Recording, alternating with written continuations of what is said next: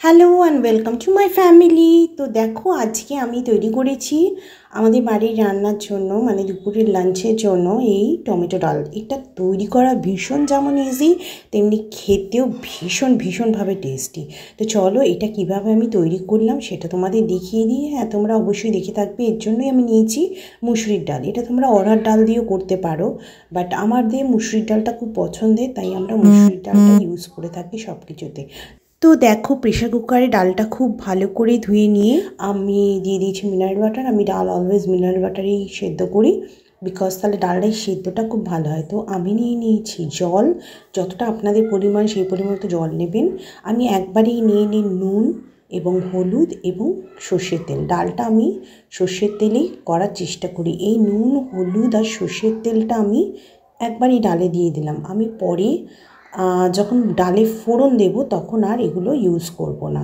এই যে আমি দিয়ে দিলাম একটু সর্ষের তেল। তো ডালের মধ্যে আমার তাহলে কী গেল, আমি নিলাম মুসুরির ডাল, নুন, হলুদ আর সর্ষের তেল জল দিয়ে। এবং দেখো ফোড়নের জন্য আমি নিয়েছি কারি পাতা, শুকনো লঙ্কা এবং আমি নিয়েছি কালো গোটা সর্ষে। আর টমেটোটা আমি এখনই এই ডাল সিদ্ধ করার সময় দিয়ে দেবো। তো টমেটোগুলি সেদ্ধ করার সময় দিলে ডালের সাথে খুব ভালো করে মিক্সড হয়ে যায়, যার জন্য খুব ভালো লাগে খেতে। তোমরা ফোড়নের সময় দিতে পারো, বাট সেদ্ধ করার সময় দিলে বেশি ভালো লাগে। আর দিয়ে দিলাম দুটো লঙ্কা, যেহেতু আমি ঝাল প্রিয়।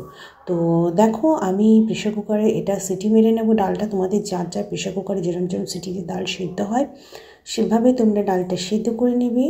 তো আমি আমার প্রেশার কুকারে মোটামুটি 3টে সিটি পড়লে, মানে খুব তাড়াতাড়ি পড়ে যেহেতু ছোটো প্রেশার কুকার, তো আমি এখানে 3টে সিটিতে ডালটা মোটামুটি আমার আন্দাজ আছে আমি সেদ্ধ করে নিলাম।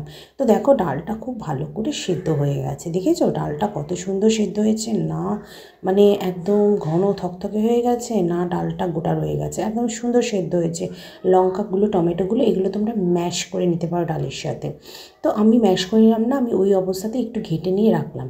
এবার আমি ফোড়নের জন্য নিয়ে নিলাম একটা তড়কা প্যান, তার মধ্যে নিয়ে নিলাম অল্প সর্ষের তেল, কারণ আমি আর কড়াইতে দিলাম না, ওর মধ্যেই দেবো। এবং এর মধ্যে দিয়ে দিলাম শুকনো লঙ্কা, বেশি ফুটছে বলে আমি ক্যামেরাটা একটু দূরে নিলাম, আর দিলাম গোটা সর্ষে আর কারি পাতা। এবার ঢাকনা দিয়ে ঢেকে দিলাম যেহেতু ফুটছিল। এই দেখুন এবার এইটাকে নিয়ে, এগুলো খুব সুন্দর করে ভালো ফোড়ন হয়ে গন্ধ বেরিয়ে গেছে। এবার এটাকে নিয়ে আমি প্রেশার কুকারে ডালের মধ্যে ঢেলে দিলাম। তো আপনারাও এইভাবে ঢেলে দিয়ে ডালটাকে সেদ্ধ করতে পারেন, অথবা কড়াইতে এই ফোড়নটা দিয়ে এর মধ্যে এই সেদ্ধ ডালটা ঢেলে দিয়েও আপনারা রান্না করতে পারেন। বাট আমি আর কড়াইটা এক্সট্রা মাজার জন্য নিলাম না, আমি একটা পাত্রতেই করে নিলাম। এইভাবেই ফোড়ন দিলাম এবং এই ফোড়নগুলো ঢেলে দেওয়ার পর ডালটাকে আরও দুবার ফোটন দিয়ে নিলাম। মানে ডালটা যখন দুবার ফুটে যাবে তখন আমি এটা গ্যাসটা ফ্লেমটা অফ করে দেবো। তো দেখো আমার ডালটা তৈরি হয়ে গেছে, পুরো একদম ইজি সহজ পদ্ধতিতে তৈরি মুসুরির ডাল। খেতে অসাধারণ সুস্বাদু লাগে, আপনারা একবার খেয়ে দেখবেন এই টমেটোর ডাল। দরকার হলে 2-একটা সবজিও দিয়ে দিতে পারেন। তো দেখুন ডালটা আমার ফুটছে। এই যে ওপরের যে হলুদ ফেনাগুলো দেখছেন, এগুলো আপনারা চেষ্টা করবেন ফেলে দেওয়ার। তো দেখুন আমি দেখাচ্ছি যে ডালের মধ্যে যে লঙ্কা বা এই টমেটো যেগুলো দিয়েছি এগুলো খুব সুন্দরভাবে ফুটে গেছে। এবার আমি এই যে ফেনাগুলো এগুলো আমি যতটা সম্ভব ফেলে দেবো, তাহলে ডালটা বেশি ভালো হয়। এগুলো মানে কী যেন একটা বলে, মানে এগুলো ফেলে দিতে হয়, তাই আমি ফেলে দিই।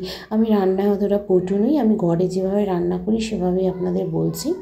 যাই হোক মোটামুটি ফেলে দিয়ে ডালটা দেখুন ফুটে গেছে। এই আমার ডাল একদম রেডি, একদম সার্ভিং বলে আপনাদের দেখাচ্ছি। সার্ভ করা হয়ে গেছে, কত সুন্দর লাগছে দেখতে। আপনারা ভিডিওটা ভালো লাগলে অবশ্যই লাইক, কমেন্ট, শেয়ার এবং সাবস্ক্রাইব করবেন। আর নতুন নতুন রেসিপি পেতে, আমার ঘরে রান্না পেতে বা আমার ব্লগ পেতে। তো ধন্যবাদ বন্ধুরা সবাইকে, লাভ ইউ অল।